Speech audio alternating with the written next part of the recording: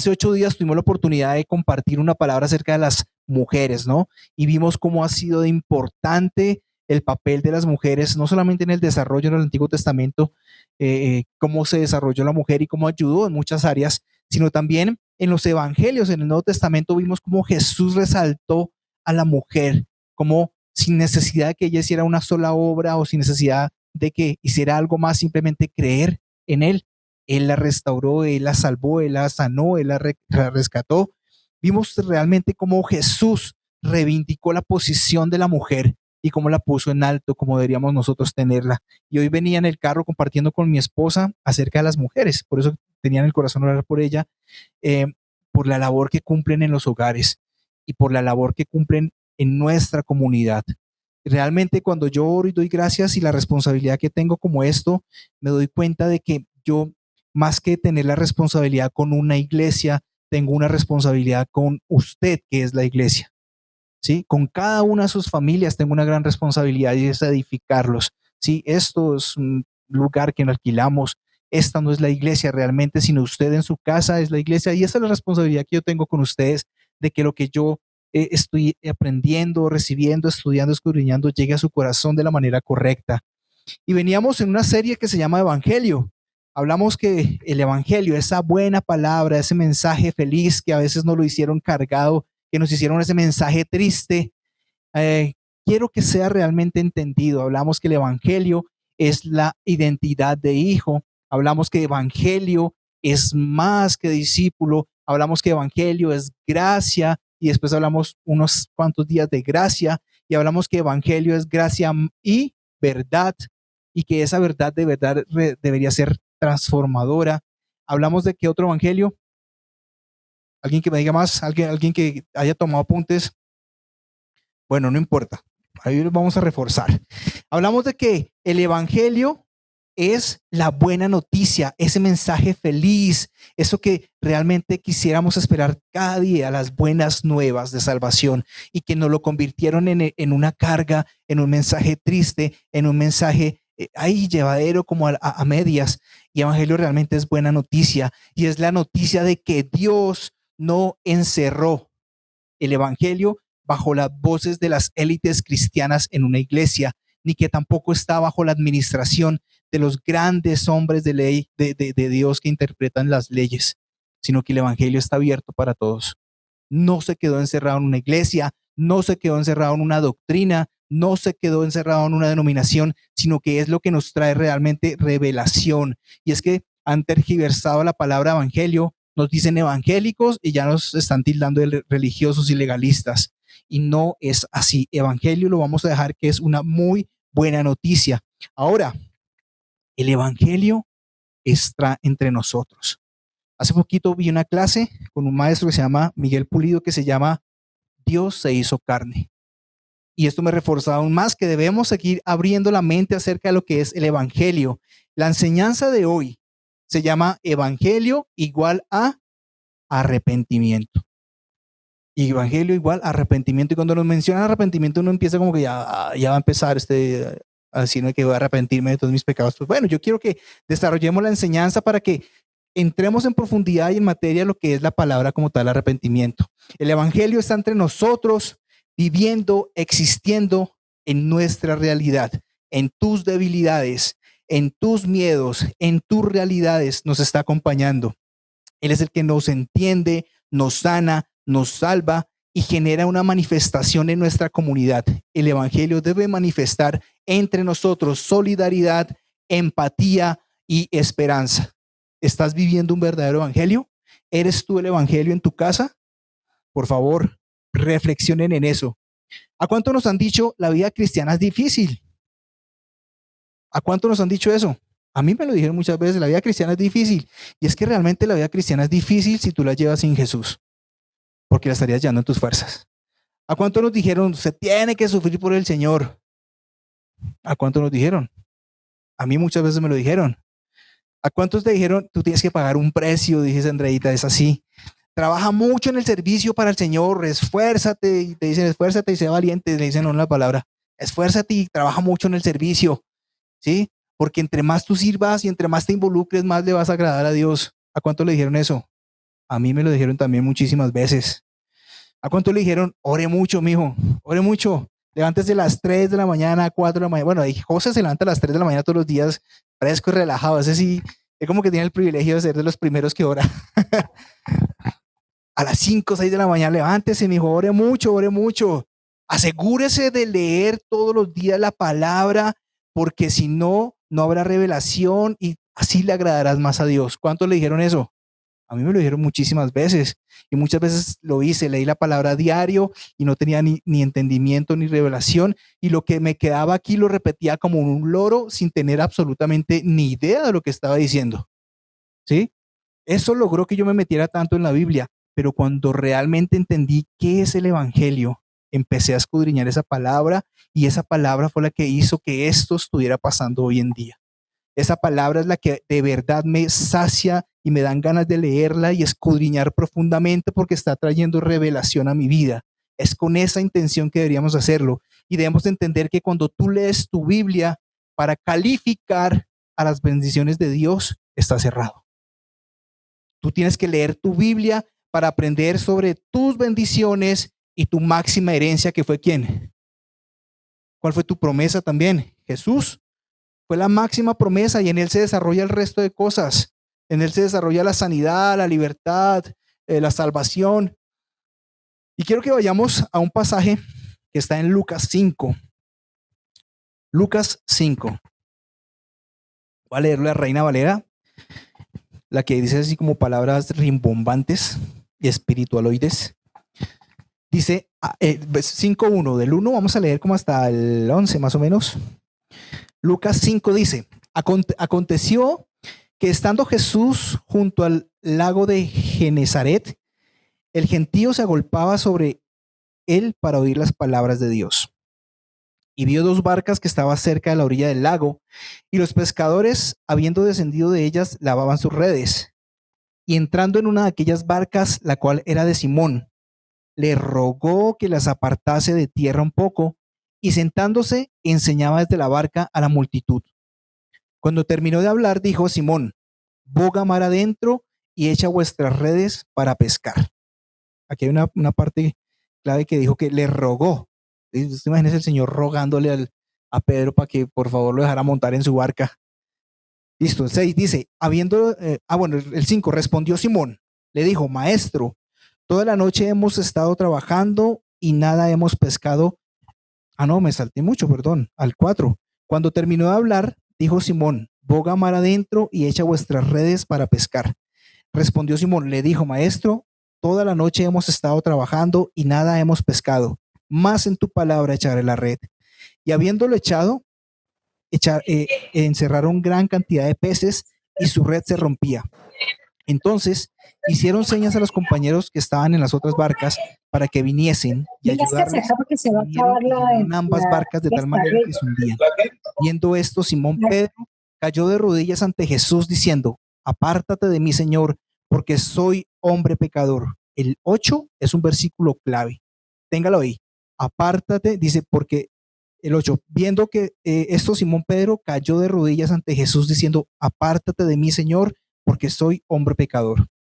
El 9, porque por la pesca que había hecho, el temor se había apoderado de él y de todos los que estaban en él. Asimismo, de Jacob y Juan, hijos de Zebedeo, que eran compañeros de Simón. Pero Jesús dijo a Simón, no temas, desde ahora serás pescador de hombres. Cuando trajeron a tierra, las barcas dejándolo todo, le siguieron. Eso es como chistoso ver ese pasaje y decir que estaban pescando y a raíz de las grandes pescas, lo único que dice Pedro es, apártate de mí, Señor, porque soy pecador. Es una vaina extraña, pero vamos a desarrollarla acá. Pregunta, ¿qué fue primero en este pasaje, en el versículo 8? ¿El arrepentimiento o la bendición de Dios?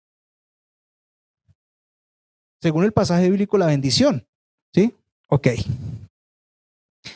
Y es clave que hablemos hoy de evangelio igual arrepentimiento. ¿Por qué? Hemos predicado que el evangelio ha sido identidad de hijo, lo que veníamos ahorita hablando, que es la gracia y la verdad. Y podríamos decir que, como el dicho popular que dice que todos los caminos conducen a Roma, Yo quiero decirles a ustedes que todos los conceptos que hablemos de evangelio siempre te conducirán a una sola persona. ¿Y esa es la persona de qué?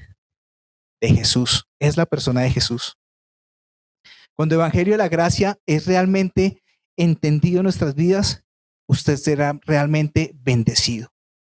Y bendición abarca muchas cosas, ¿no? Pero es importante que usted entienda que va a ser bendecido porque su amor poderoso y desbordante le conducirá a usted a un genuino arrepentimiento. Revelación de gracia, entenderá usted amor de Dios y traerá a usted a un verdadero y genuino arrepentimiento. Y es que esta enseñanza de Jesús montándose en la barca me lleva para decirle a usted una cosa hoy. ¿Usted ya montó a Jesús en su barca? ¿Usted ya le permitió que él fuera el piloto? ¿O usted lo montó en su barca y tiene pegado, se han visto la calcomanía, el cosito de ese triangulito que dice Jesús es mi copiloto? ¿Qué es Jesús para su vida? ¿Es su copiloto o es su piloto? ¿Ya lo montó en la barca? ¿Ya Jesús está con usted? ¿Y a qué va esto? ¿Cuánto nos hemos sentido realmente nosotros que como si hubiéramos estado pescando toda la noche, como si estuviéramos trabajando duro sin tener frutos? Tenemos situaciones que a veces no le vemos una salida, luchamos con nuestros matrimonios tratando de salvarlos y hacer que funcionen, luchamos con nuestros hijos. No fue porque fuera esto, sino te vi. Y luchamos con nuestros hijos. No es que seas una carga, Fabianita, ¿no? Sino que te dije, luchamos con nuestros hijos a veces para tener una relación que sea fluya, que sea genuina, y también a veces no tenemos relaciones fructíferas en esas áreas. Pues bueno, si todas estas cosas nos están agobiando, que yo sé que sí, alguna de esas cosas nos agobian a diario. Tu relación matrimonial puede ser tus luchas diarias, tu economía, tu sanidad, tu matrimonio, alguna cosa puede estar obstaculizando tu fluir. Quiero decirte que estas cosas son normales en nuestra comunidad, son normales en nuestra vida cotidiana. Y deje de hacer un esfuerzo, no una, sus fuerzas y su experiencia para tratar de darle solución a estas cosas, porque realmente la solución usted la puede encontrar en Jesucristo. Deje que se monte en su barca, créale que Él está ahí con usted. Quite el sticker o la escarapela o la chupa esa que le pone uno al carro que dice que Jesús es mi copiloto, y déjelo que Él sea el piloto. Hágalo realmente el Señor de su vida.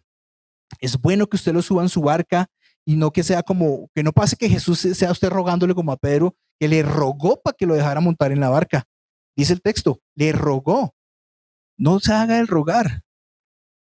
Aunque el Señor está ahí, rogándole, como que cada cosa que usted, esto puede ser para rasgarse las vestiduras, que Jesús rogándole a usted. Pero es así, Él busca X o Y circunstancia para hablarle, para buscarlo, para decirle, aquí estoy. Y como alguna vez predicamos, cuando usted no ha experimentado el amor del Padre por su papá el que lo crió, el que lo engendró, muy seguramente sí va a experimentar ese amor por un amigo, un hermano, un tío que lo abraza y usted siente ahí a Dios. Dígame si no es estar buscando a Dios desesperadamente a usted. Deje que Jesús se monte en su barca. Deje que sus experiencias y sus habilidades no lo lleven a hacer la lucha que usted está haciendo, y deje que Dios lo haga. Dios lo ama a usted, a pesar de sus esfuerzos, a pesar de sus imperfecciones, de sus fracasos y de todos sus errores. Esto podría ser una herejía también. Muchos religiosos pueden estar pensando que Dios no lo ama a pesar de. ¿Cuántos han intentado limpiarse antes de ir a bañarse? Es lógico. Sí, pues si estoy sucio voy y me baño, pero pues yo no me voy a limpiar para irme a bañar. ¿Sí? Bueno, este baño que usted está necesitando para su vida es Jesucristo. Todas sus debilidades, todas sus imperfecciones, todas sus incapacidades serán limpias cuando usted entienda el poderoso mensaje del Evangelio, que va a traer a su vida realmente un genuino arrepentimiento. Un genuino arrepentimiento. Quiero que vayan a Romanos 2:4. Romanos 2:4.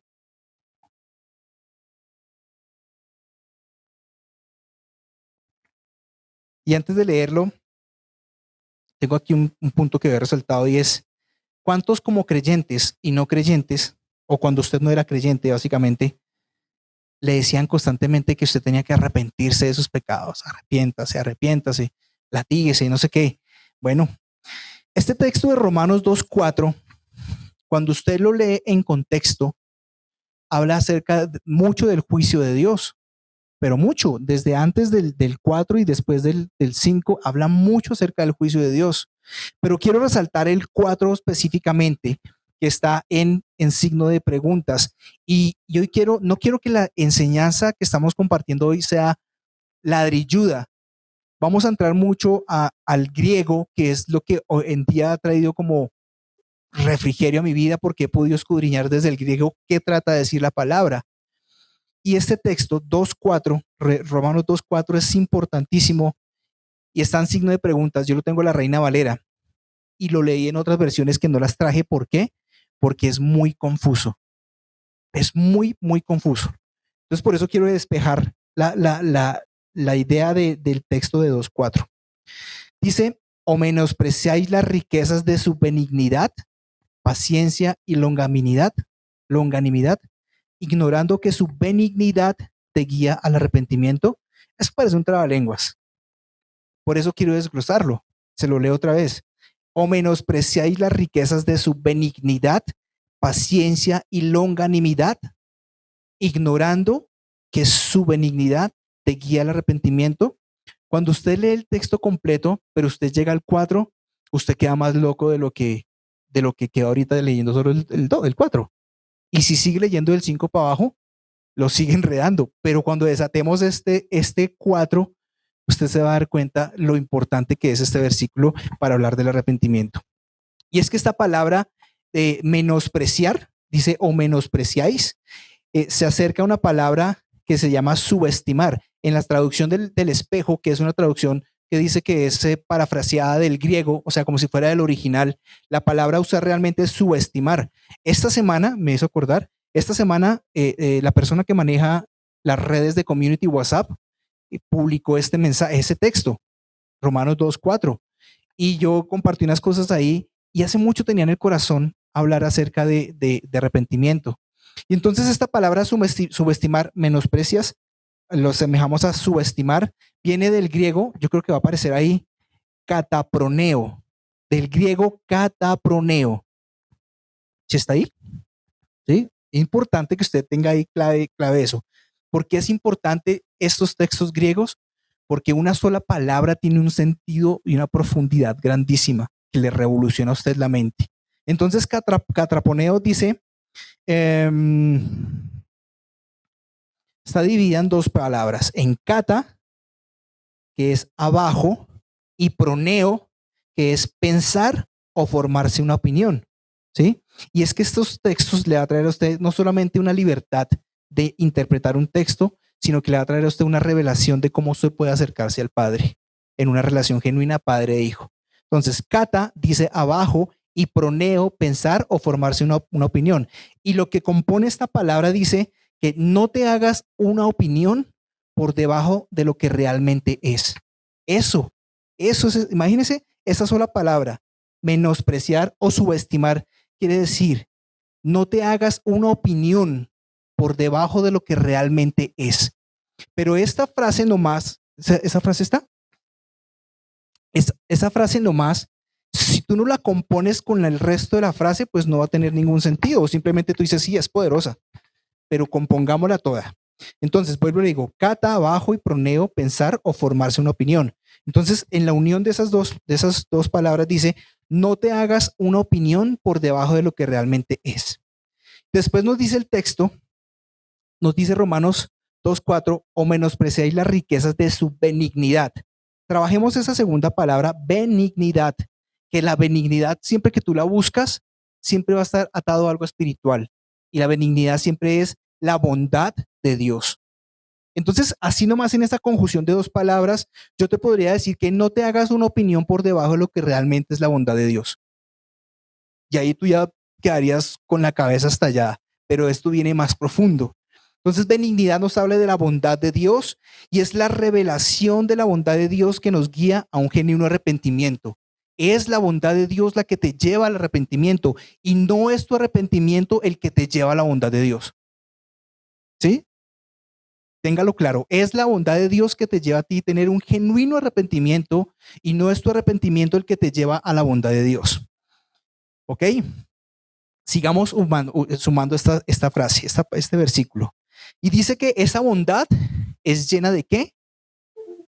Romanos 2:4 nos dice que es llena, dice benignidad, paciencia. Ok, esa bondad de Dios es realmente llena de paciencia. Y otra vez vamos a mirar la paciencia, la palabra paciencia del griego, ¿cómo se escribe? Dice paciencia, ¿lo tienes ahí, mi Andreita? Paciencia, dice macrotumias, macrotumias. Esa es la palabra para paciencia. Paciencia quiere decir macrotumias y la vamos a desglosar. Significa ser paciente en llevar las ofensas e injurias de otros. Significa, es la raíz del original del griego. Significa ser paciente en llevar las ofensas e injurias del otro. Vamos construyendo. No te hagas una opinión por debajo de lo que realmente es Dios. ¿Sí? Es la bondad de Dios. Porque Él será paciente para llevar las ofensas e injurias de otros. Y después nos habla de longanimidad. Y esa palabra longanimidad, muchas veces la hemos escuchado en la Biblia. Y yo les hago una pregunta. Oye, a mí me gusta preguntar mucho en las predicaciones, porque si la Biblia a ti no te genera una duda, entonces no estás leyendo la misma Biblia que yo he leído. Y estás comiendo entero. ¿Alguna vez te preguntaste qué es longanimidad? ¿Y alguien ha buscado qué es la palabra longanimidad? ¿No? ¿No? ¿No saben qué es longanimidad? Ok, estamos comiendo entero entonces. No estamos filtrando todo lo que estamos leyendo ni lo estamos escudriñando, ¿sí? Y muchos, básicamente yo también longanimidad alguna vez la busqué, pero hasta que retomo esta prédica es que me tomo la tarea de buscar. Y yo llevo 17, 18 años de cristiano, entonces durante tanto tiempo de cristianismo, ¿qué he hecho? He comido todo lo que me han dado. He digerido todo sin falsar por el filtro de escudriñar la palabra, orar y tener revelación de ella. Entonces, esto nos pasó a todos, no es que los esté condenando ni juzgando, no, nos pasó a todos. Esta longanimidad dice que, yo la busco y me dice que en la definición de la Real Academia de la Lengua dice que es grandeza, constancia, adversidad, constancia ante la adversidad. Vuelve y toma la palabra benignidad, clemencia y generosidad.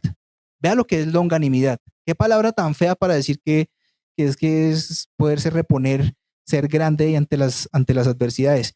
Pero hay una definición bíblica, nos dice que significa aquella persona de espíritu bondadoso que damos posee cualidades de tener paciencia ante la adversidad, de afrontarlas y saber que su solución llegará. O sea, vea lo que es longanimidad, por favor.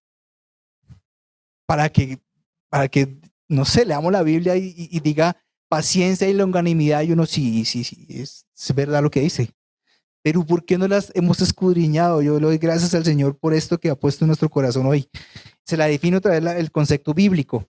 Nos dice que significa aquella persona de espíritu bondadoso que además posee la cualidad de tener paciencia ante las adversidades y afrontarlas, y saber que su solución llegará. Y cuando yo leo la versión del espejo, esa palabra de longanimidad me la define así: decisión a negarse a dejarnos. O sea, Dios ha decidido negarse a dejarlo a usted. O sea, desen cuenta la profundidad de estas palabras. Y nos termina otra vez hablando de la bondad de Dios, ¿no? Porque acá nos dice, después de que vemos longanimidad, dice longanimidad ignorando, si no tenemos claro estos tres conceptos, benignidad, paciencia y longanimidad, tú estarás ignorando que su benignidad, que la bondad de Dios te guía realmente al arrepentimiento, que no son tus obras, que no es ni tu confesión cuando cometes un error, sino tu bondad. Cuando tú ves la bondad de Dios, ni siquiera vas a tener que arrepentirte porque no vas a cometer el error. ¿Claro? ¿Claro? Ok. Entonces vuelve y nos retoma y nos dice bondad de Dios. Termina diciendo bondad de Dios. Después de que dice que Dios decidió negarse a dejarnos, vuelve y retoma bondad de Dios y termina diciendo que nos guía. Y esta palabra del griego, ya nosotros ya la hemos enseñado alguna vez, dice, ese guía habla de hago, hago. No sé si de pronto está ahí. Bueno, Andreita, hago. Ya, y es normal. La A de avión, la G de gato y la O de oso. Hago. ¿Y qué quiere decir hago? Liderar como un pastor guía a sus ovejas. Y les voy a dejar esa última palabra de arrepentimiento para darle una explicación aún más profunda abajo. Entonces les voy a construir ese versículo, se lo voy a construir así. No te hagas una opinión por debajo de lo que realmente es la bondad de Dios, la cual es paciente en llevar las ofensas e injurios de todos, con grandeza y con la decisión de negarse a dejarnos y guiándonos como un pastor guía a sus ovejas. ¿Tiene más luz ese versículo bíblico? Que leerlo o ignoráis, que la longanimidad y la paciencia y la benevolencia. ¿Tiene más sentido esto? Esto es lo que te tiene que llevar a ti un genuino arrepentimiento. Ahora, según lo que nosotros hemos visto en este relato bíblico y lo que hemos escuchado en las enseñanzas de Pedro, ¿Pedro era qué? Pedro era un man rudo, un man grosero, un man iracundo, muy seguramente inculto, no tenía mucha preparación. Y yo le hago una pregunta, ¿cómo hizo Jesús para que este hombre se postrara a rodillas de él? Les hago una pregunta según lo que leímos. Él le hizo una super predicación acerca del juicio y la ira de Dios. No.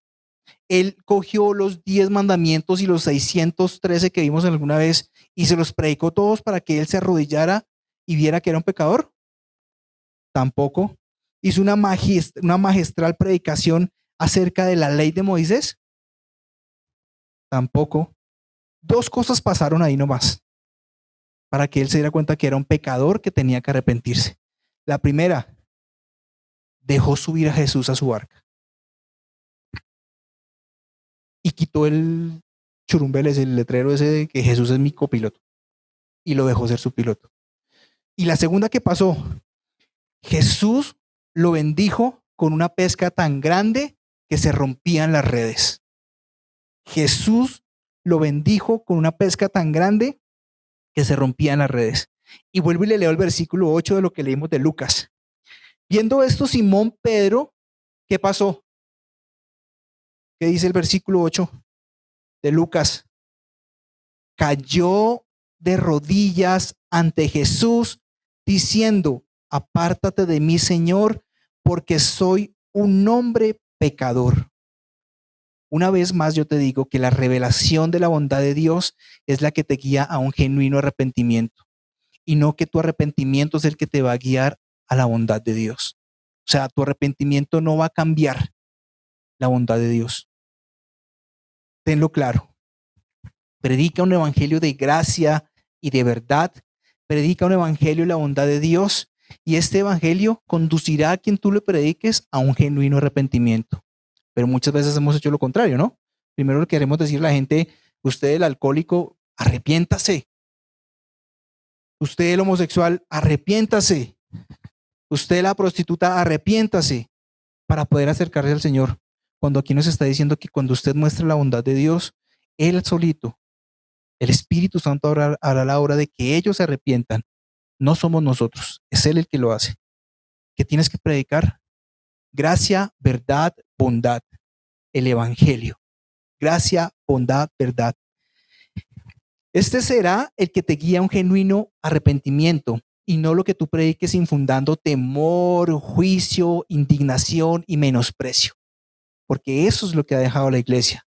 Esto es como la quinta vez que yo voy a decirlo, y es que no hay revelación de la gracia y de la verdad.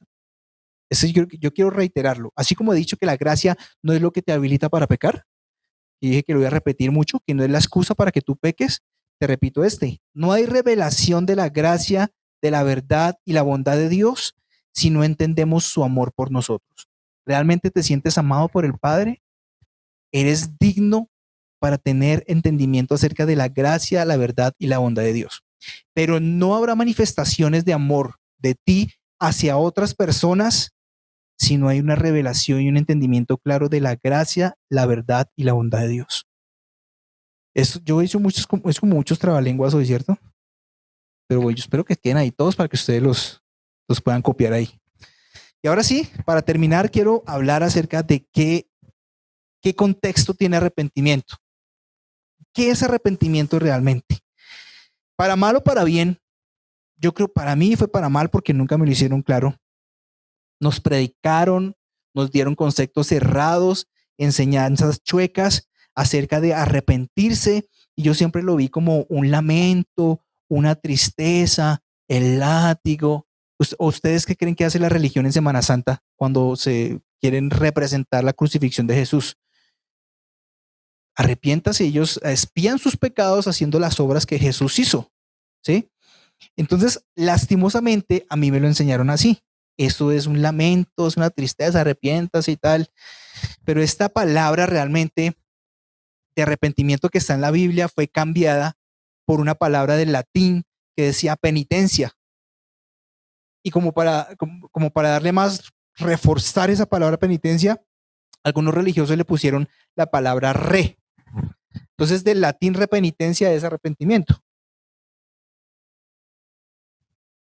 Pero ese no es el contexto original de arrepentimiento, porque lo digo, en un latín cogieron la original, le cambiaron esa palabra, le metieron penitencia y la repotencializaron con repenitencia. Pero resulta que en el texto original, la palabra arrepentimiento, vamos a ver dos palabras claves del griego y del hebreo. Quiero que miremos del hebreo y no quiero que nos hagamos, dicen los mexicanos, nos hagamos bolas acá con esto, ¿sí? Del griego. La palabra en el original del hebreo, perdón, repito, del hebreo, dice que esa palabra decía teshuvah, arrepentimiento. En el texto original está escrita teshuvah, ahí está escrita teshuvah. ¿Sí la están viendo ahí? Escríbanla y estudienla en su casa. ¿No la están viendo? En el nombre de Jesús eres sana de esa vista. Teshuvah. Vuelvo y digo, no quiero hacerme bolas con esto. Esto es aún más profundo. Yo que lo estaba armando dije, quiero que explicarla así, pero no quiero enredarnos acá ni hacer un estudio profundo de hebreo que no lo sé.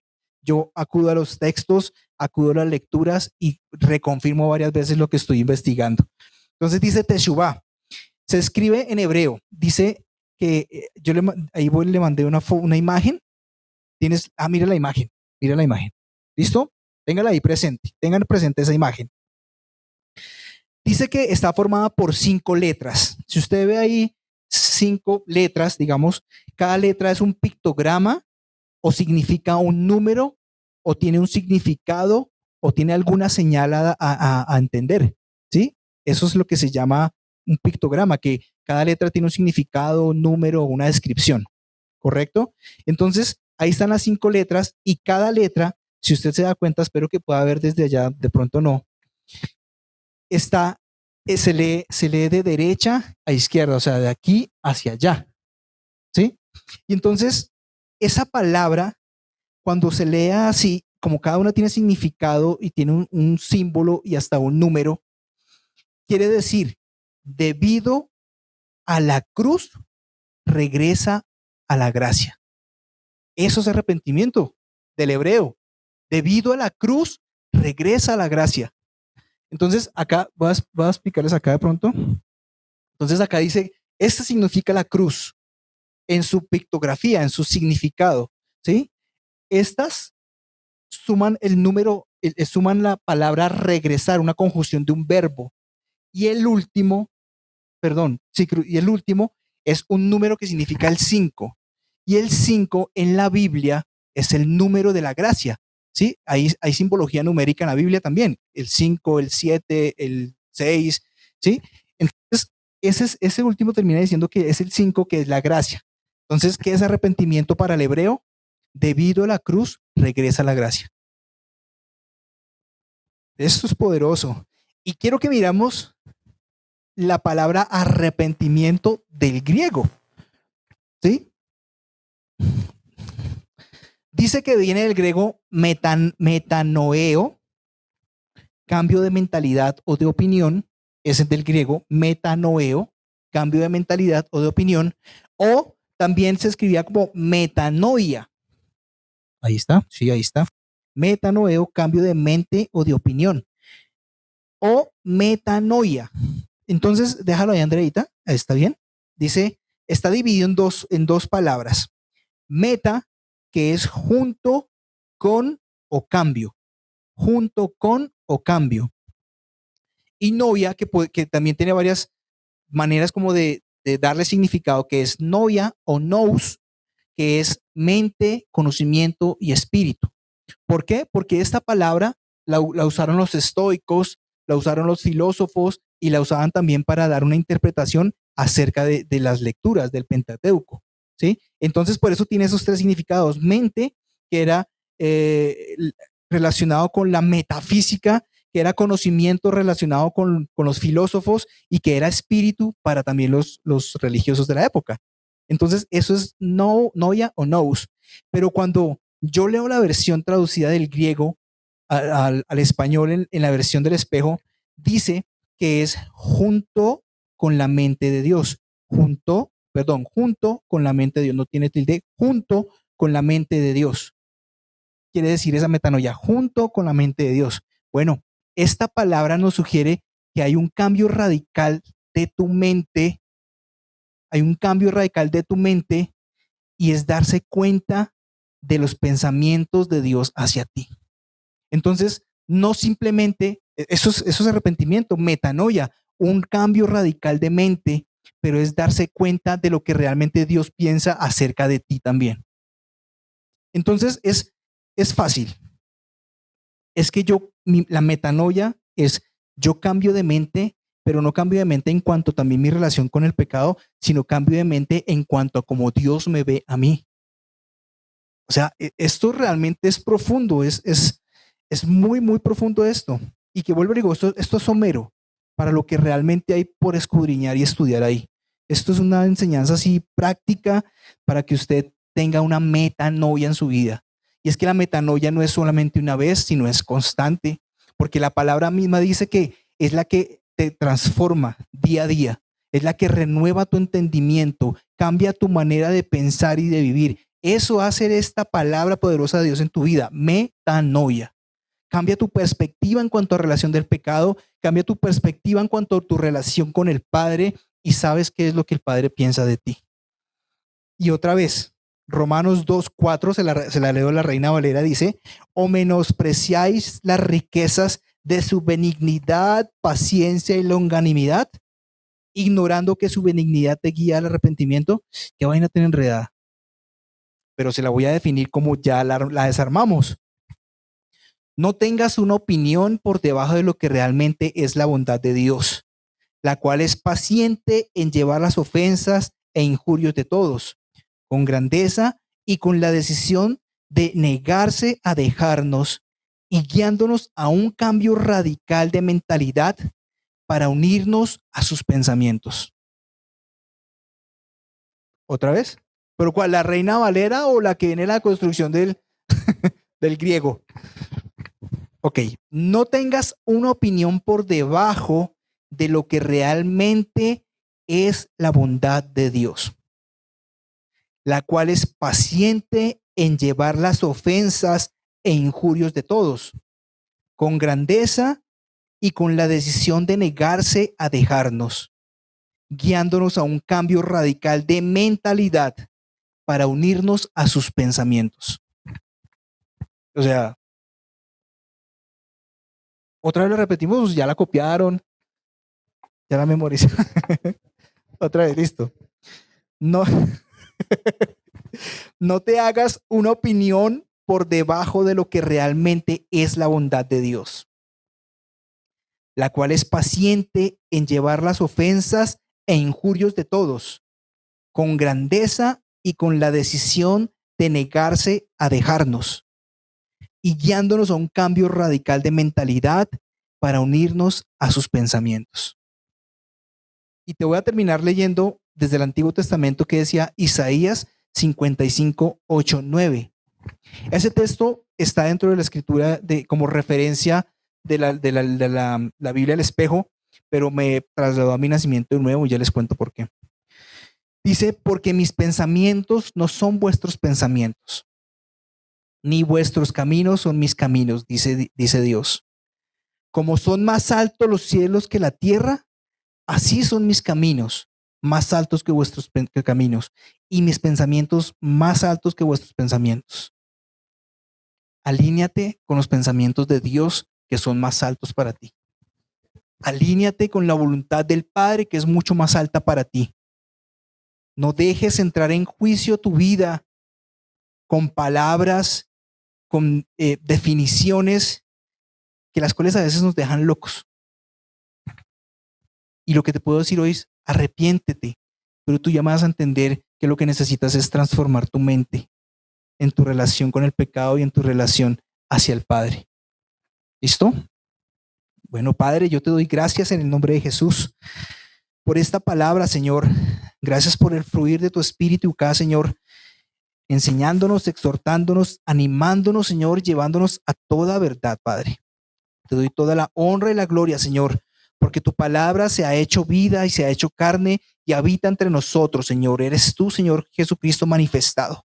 El evangelio de la gracia, de la verdad y la bondad de Dios está habitando entre nosotros, Señor, y te pedimos que nos ayudes a fluir en ella, a vivirla, a ser genuinos en ella, Señor, a que podamos llevar refrigerio, esperanza, ánimo, salvación a otros por medio del evangelio que tú nos estás predicando y hablando, Señor. Doy gracias por las personas que han dispuesto de su tiempo, Señor, y los que han prestado sus oídos para escuchar tu hermosa palabra, Señor. Te pido, Espíritu Santo, que traigas transformación, Señor, que traiga primero afirmación, que traiga transformación, Señor, en la vida de las personas, que tu palabra nos esté ayudando a renovar nuestro entendimiento constantemente, que nosotros entendamos, Padre poderoso, cuál es nuestra verdadera relación hacia el pecado, Señor, que ya no hace parte de nuestra vida, Señor, y cuál es nuestra verdadera relación ahora como hijos de un Padre amado, Señor. Ayúdanos a vivir esa metanoia constante en nuestra mente por tu palabra, Señor. A vivir genuinamente, Señor, transformando nuestra manera de pensar. Gracias, bendito Rey, por todo lo que tú has hecho, por todo lo que tú has hablado, Señor, y por todo lo que tú tienes preparado para nosotros. Hoy entendemos que tus pensamientos, perdón, son más altos que mis pensamientos, que tus caminos son más altos que los míos, Señor, y que tu voluntad para mí es buena, perfecta y agradable. En el nombre de Jesús. Amén.